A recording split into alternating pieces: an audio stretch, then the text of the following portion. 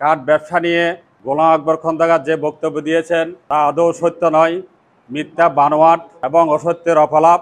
কোনো চাঁদাবাজ যদি আমাদের ইটভাটায় যায়, ওনাকে বেঁধে রেখে ওনাকে যাতে খবর দেয় এবং প্রশাসনকে উঠিয়ে দেয়।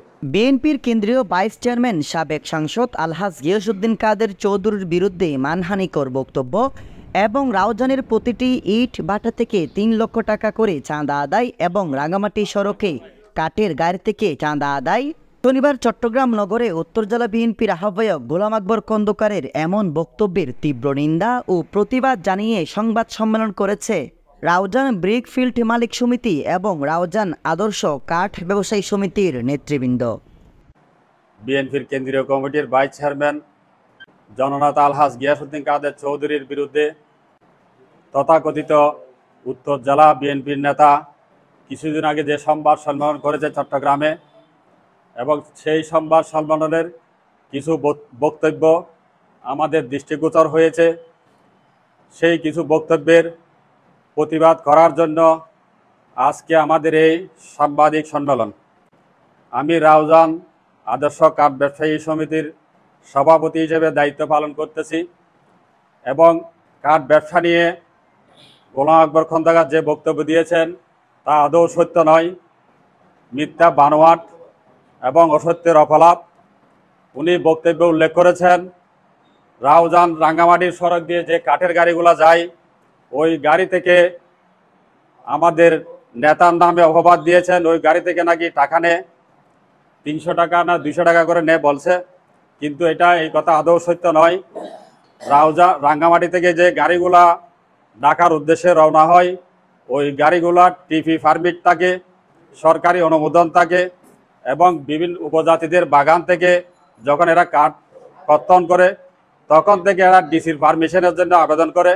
ডিসির পারমিশন আবেদন করার পর বন বিভাগের কর্মকর্তাগণ সরজমিনে পরিদর্শন করে এবং কাঠের লক, মার্কা এবং সিল মোহর দেয় কাঠের মধ্যে, এবং বৈধ উপায়ে এই কাঠগুলা রাঙ্গামাটি থেকে বাজারজাত করার উদ্দেশ্যে ঢাকার উদ্দেশ্যে রওনা হয়। তো মানে উনি বক্তব্য উল্লেখ করেছেন রাউজান এলাকায় নাকি সেই কাঠের গাড়ি ধরে টাকা নেয়। এটা আদৌ সত্য নয়, মিথ্যার অপলাপ। একজন সম্মানিত রাজনীতিবিদের মান সম্মান ক্ষুণ্ণ করার জন্য উনি এই বক্তব্য আনয়ন করেছেন। যেহেতু কাঠগুলা বৈধ উপায়ে ঢাকায় যাচ্ছে, সেখানে টাকা দেওয়ার তো প্রশ্নই আসে না। সেখানে এই যে ডালার মুখ একটা ফরেস্টের চেকপোস্ট আছে, ওইখানে ফরেস্টের বন বিভাগের কর্মকর্তাগণ গাছগুলো চেক করে এবং সঠিক পাই, এরপরে এখান থেকে ছাপ দেয়। এরপরে ঢাকা যাওয়ার পথে পথে আরও অনেক বন বিভাগের চেকপোস্ট আছে। যেহেতু এগুলো যদি অবৈধ হতো তাহলে তো পথে পথে আটক হতো, এবং অবৈধ যে কোনো অবৈধ ব্যাপারে বা মানুষের যে কোনো কিছু বলতে পারে, কিন্তু বৈধ কাঠের ব্যাপারে তো এগুলা এক টাকাও কাউকে দেওয়ার প্রশ্নে আসে না। এই যে ওনার বক্তব্যের আমরা তীব্র প্রতিবাদ জানাচ্ছি এবং নিন্দা জানাচ্ছি, এবং এই বক্তব্য প্রত্যাহার করার জন্য আমরা এই সাংবাদিক সম্মেলন থেকে ওনার প্রতি উদাত্ত আহ্বান জানাই। সোমবার বিকেলে দলিলগ্রস্ত সংগঠনের কার্যালয়ে সংবাদ সম্মেলনে বক্তব্য দেন রাউজান আদর্শ কাঠ ব্যবসায়ী সমিতির সভাপতি এবং সাবেক কাউন্সিলর রেজাউর রহিম আজম এবং রাউজান ব্রিকফিল্ড মালিক সমিতির সভাপতি সৈয়দ হোসেন কোম্পানি।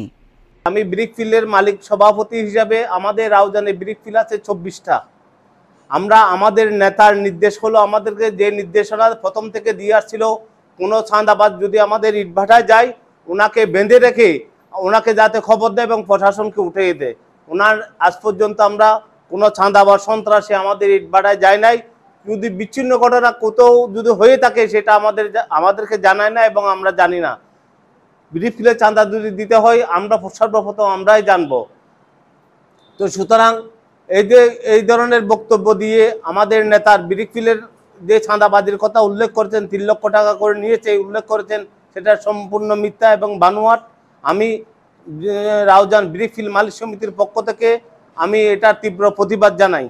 সাথে সাথে আমরা আমাদের আগামীতে এই ধরনের কোনো মিথ্যা অভিযোগ দিয়ে কোনো আমাদের নেতার বিরুদ্ধে যদি অভিযোগ আনা হয়, সেটা আমরা সাধারণ মালিক এবং ইটভাটার যত মালিক শ্রমিক সবাইকে নিয়ে আমরা আমাদের ওনার বাসভবন ঘেরাও করতে আমরা বাধ্য হব। তো পাশাপাশি আজকে আমি আর কি বলবো, আমাদের রাউজানবাসীর পক্ষ থেকে আমরা দুঃখ প্রকাশ করছি। সাথে সাথে আজকে আমাদের এই সংবাদ সম্মেলনের মাধ্যমে আজকে আমাদের নেতার যে অভিযোগ আনা হয়েছে সেটা যাতে উদ্ধার করা হয় এবং জাতির কাছে যাতে ক্ষমা চাই। আমাদের নেতার একটা বিরাট একটা মানহানিকর বক্তব্যের কারণে আমরা সাথে সাথে আপনারা যারা আসছেন, আপনারা মিডিয়ার মাধ্যমে সত্য যাতে উদ্ঘাটন হয়, সত্যটা প্রকাশ করবেন, যাতে সত্যটা প্রকাশিত হয়। আজকে আপনারাও কষ্ট করে এখানে এসেছেন।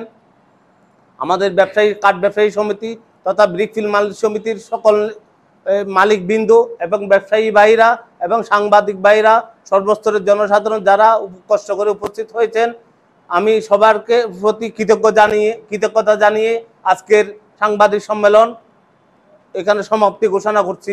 আসসালাম। এই সময় উপস্থিত ছিলেন রাউজান ব্রিকফিল্ড মালিক সমিতির সাধারণ সম্পাদক ফুরকান উদ্দিন মেম্বার, আদর্শ কাঠ ব্যবসায়ী সমিতির সাধারণ সম্পাদক ইখতিয়ার উদ্দিন মেম্বার, আদর্শ কাঠ ব্যবসায়ী সমিতির সহসভাপতি রাসেল খান, সহসভাপতি নিজামউদ্দিন সুজন, সহসভাপতি সাইফুদ্দিন রিবন, রাউজান ব্রিকফিল্ড মালিক সমিতির মোহাম্মদ মহিউদ্দিন, আবু বকর চৌধুরী, আব্দুল কালে কোম্পানি, সেলিম উদ্দিন, মোহাম্মদ সাইফুদ্দিন, কাঠ ব্যবসায়ী সমিতির অর্থ সম্পাদক মুন্না তালুকদার, ইদ্রিস তালুকদার, হারুন সওদাগর, দিদার আলম, আব্দুল মতিন রাজু সহ অনেকে। Desk news, smile TV, Raozan, Chittagong.